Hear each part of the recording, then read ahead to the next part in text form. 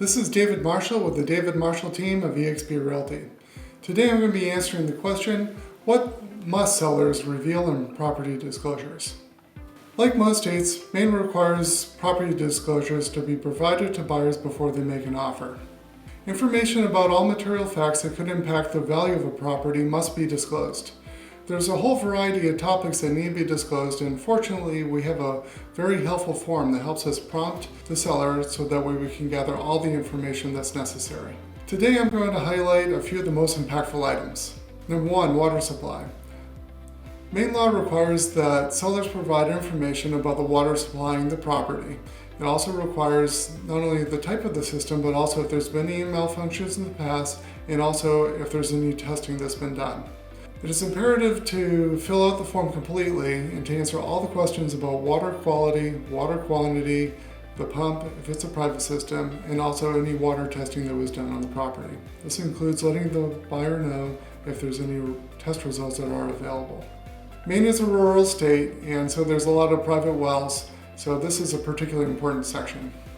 Number 2, hazardous materials. Underground storage tanks, asbestos, radon, lead-based paint, and methamphetamine. These are different materials that can cause hazardous conditions within a home. It's imperative that sellers disclose all of this information. Often these things are hidden dangers. They can't be seen through visual inspection, so the seller is the most important point of information.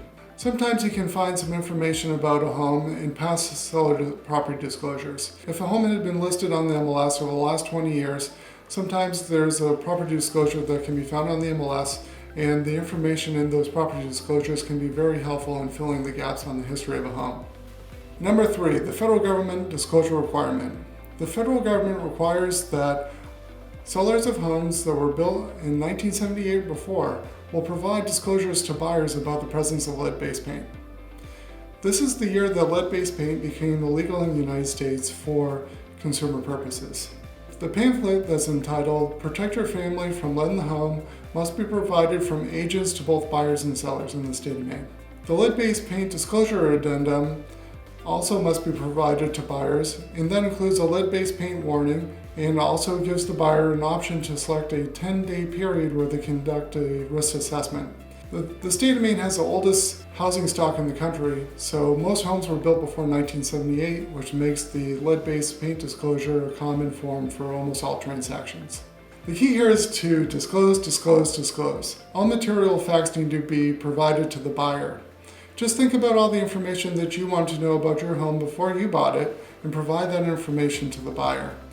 After all, not disclosing information that's considered to be material facts can land you in a very messy legal situation. If you have any questions about what must be disclosed in our property disclosure, or really anything real estate related, then feel free to reach out to me in the information below. Until next time, this is David Marshall with the David Marshall team at eXp Realty.